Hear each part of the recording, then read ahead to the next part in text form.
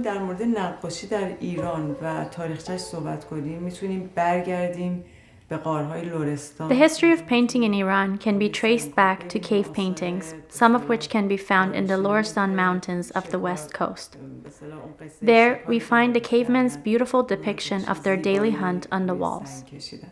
همینجور میتونیم بیایم جلو و باز ببینیم که نقاشی در ایران After that, there are no real instances of paintings as pure art until the works of the Prophet Mani and his disciples during the Sassanid dynasty around 200 AD. For centuries after that, the only real visual art that has survived are border embellishments and book illustrations for mostly religious and epic texts, and predominantly in the miniature style. The first examples of Iranian painting on canvas are found during the Safavid dynasty around the 16th century in the form of coffeehouse paintings. One of the reasons that this style flourished is that the ruler Shah Abbas loved to take his guests to the coffeehouse to look at the paintings and to listen to the storyteller's rendition of the epic tales. This style is called coffeehouse because the paintings are done either on the walls of a coffeehouse or on large canvases hung on the walls. The popularity of coffeehouse style continued for hundreds of years, during which time this style had gained great popularity with the masses, and people frequently made requests for specific stories to the painters. Coffeehouses were the place to be. کار قهوه خونه‌ها گرم بوده، بسیار رونق داشته ولی کم کم از رونق میفته. During the 19th century, Iranian painters learned the techniques of European painters, which included the use of perspective in the paintings. In this way, painting became more academic. Several formal schools opened, and images without consideration of perspective became outdated and unacceptable. در نظر گرفتن پرسپکتیو یک کاری رو ارائه بده این قابل قبول نبوده.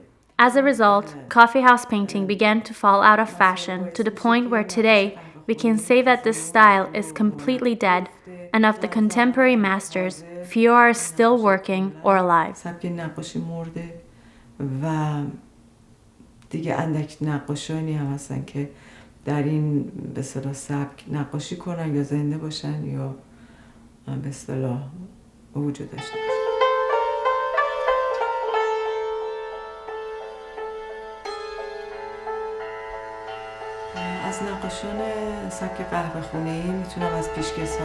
To name some of the most prominent masters of coffeehouse painting, I must mention Qolar Aghasi and Mohammad Modabber.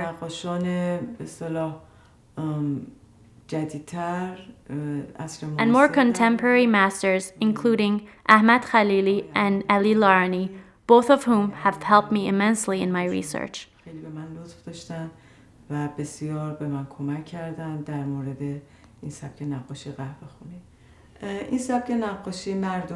The coffeehouse style has always belonged to the common people, and the subject of the paintings pertained to heroes that were popular with this public. In general, these stories can be divided into two categories: religious and mythological. The mythological stories are for the most part from Ferdowsi's Shahnameh, and one popular example is the slaying of Sohrab by Rostam. A popular example of religious stories is the Battle of Karbala. The painters of this style were extremely down-to-earth, to the point where they frequently would not sign their names to their pieces. Unfortunately, this is one of the reasons many of these artists are today unknown to us. Furthermore, many of the painters spend their lives in poverty, and their work never received the recognition that it deserved. As I mentioned before, coffeehouse images are painted without consideration of perspective. The size of a character signifies their importance to the story, not their distance from us. If the painter wants us to understand that the character is also holy, a halo will appear around their head. These important characters tend to be painted in the very center of the canvas, with exaggeratedly large eyes. The painter attempts to make the story very obvious and accessible to the audience. This is further achieved by dividing the canvas to create separate spaces for different scenes in the story, numbering the scenes, and even labeling the name of the characters on the canvas. Because the subject of the paintings were frequently determined by the popularity of a particular story with the audience, we see the same stories and frequently the same scenes repeating in the works of these artists.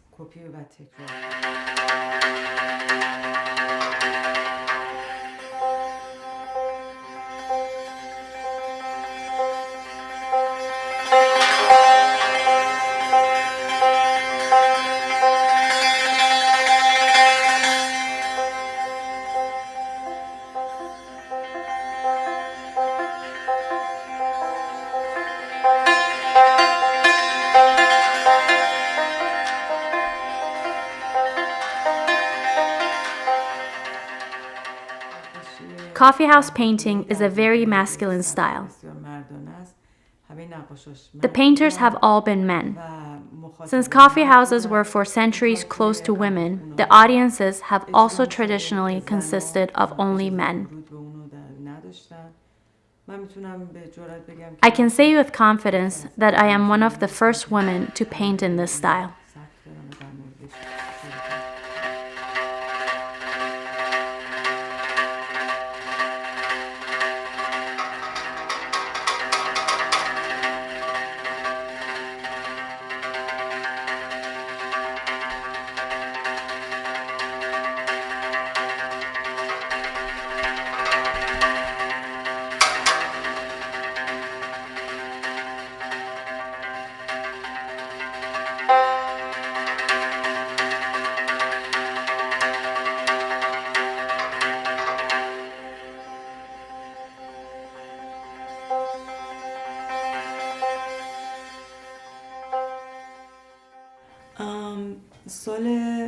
I believe it was 1990 when I worked on a film called The Portrait of Love, which depicted the life and works of the coffeehouse painter Mohammad Modabber. I was the costume designer in the film, but the director, Mr. Parsipour, knew that I painted and asked me to paint a replica of one of the paintings. As I researched the style and philosophy of coffeehouse painting, I couldn't help but fall in love with it. After my work on the film, I continued to research both the style of painting and the lives of the painters. This led me to realize that there were really very few remaining masters of the style and that they were all quite advanced in age. In 2006, with the support of the Ontario Art Council, I began a more extensive data gathering, which included traveling to Iran to meet with several of the remaining masters of this style, many of whom have unfortunately passed away since. I learned a lot through my interaction with these masters. When I returned to Canada from this trip, I tried to document whatever I could of the technique and philosophy behind this nearly obsolete style of art. One of the points that became very obvious to me was similarities between popular stories depicted in this style and parallel stories in Greek and Roman mythology. For example, I found many parallels between the story of the 7 labors of Rustam and Homer's Odyssey. When we exhibited the paintings at the Visual Arts Ontario Gallery, I had several storytellers who appeared in front of the canvases and told the stories to the audience, pointing to the various scenes as they spoke, just as the ancient storytellers would have. Other pairs of paintings included the Persian tragedy of Sohrab's death at the hands of his father Rustam, and the German tragedy of the death of Hildebrand at the hands of his father Hildebrand.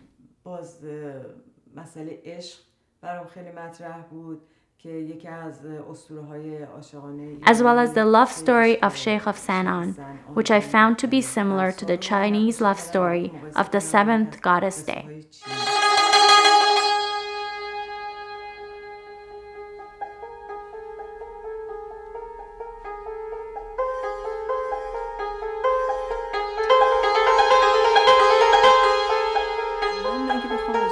Over the years, I have really developed my own style in painting.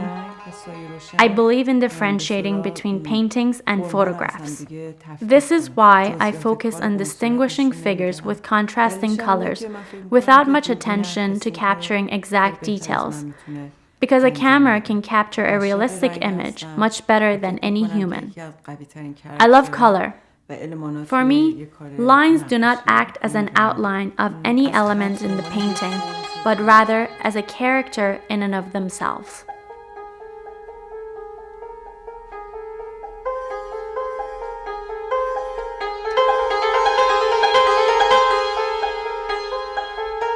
Finding comparable stories in the mythology of various cultures was a stepping stone.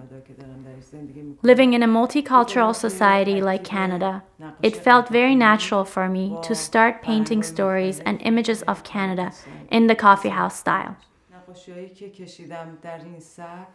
I painted a series depicting Algonquin Park, Niagara Falls, and the faces of the people living in this country with me.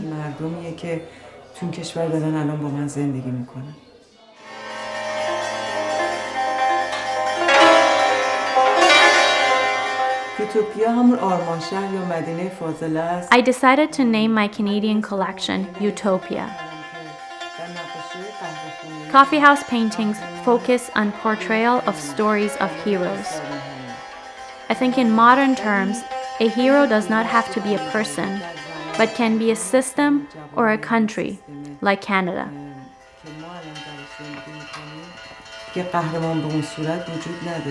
قهرمان میتونه یه جامعه باشه. قهرمان میتونه سیستم ها باشه.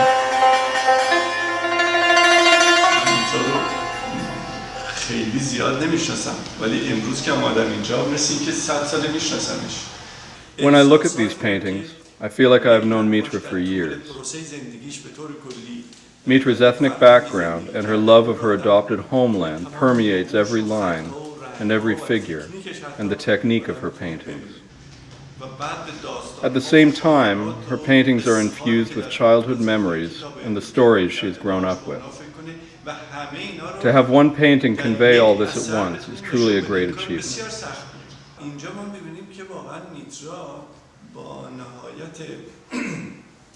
I find that Mitra's paintings are not only beautiful, but also extremely effective at conveying the meaning of the stories and the philosophy of coffeehouse-style painting to the audience.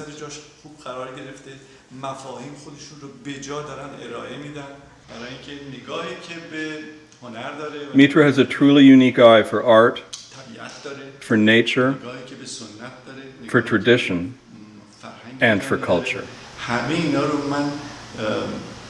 با نهایت دقت و مطالعه در کار میترا میبینم.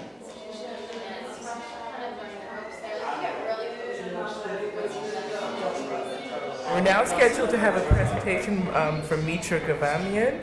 Mitra was funded through the Access program to do a mentorship in coffeehouse-style painting in Iran with senior artist Ahmad Khalili. So I just want to welcome Mitra to the stage. Despite their popularity with the people, coffeehouse painters were not recognized as an artist by high society. Hence, their paintings remained among the working class. Many of the painters spent their lives in poverty and their work never received recognition. Today, coffeehouse as a style is quickly becoming non-existent. What I have captured not only helps to revive a dying style of art, but it captured the feeling of being rescued the most Canadian immigrants feel, but cannot express.